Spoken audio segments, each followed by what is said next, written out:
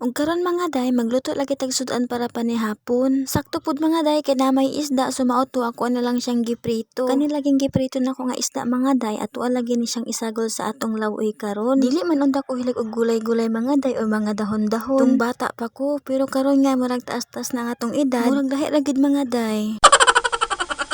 Maong ka mo samtang bata pa mo pangaon gid mga gulay. Para mas mataas pa inyong kinabuhi diri sa kalibutan. Char. Ug kani mga gulay nga akong nakuha mga day, gamay ra day kani siya mga day. Kani pud siya kay tinanom na pud ni sa akong mama. Diri sa kilid sa among balay, nya makalagot pud ning mga manok day. Kana laging alugbati nga bag-o pang gitanom sa akong mama. Wala pa gani ng labong, giuna-una nagkaka sa manok. O di ba mga day, wala pa gani kay ning tuba tong tinanom, giuna-una nagharbis sa mga manok. Lami ba yaning alagbati day, nya humot pa gyud pag atong isagol sa lawoy. Pero gani na mga day, napa ko natilok nga alagbati pero hasta ra gyud gamaya tawon. May na lang mga day, nabinlanta sa manok.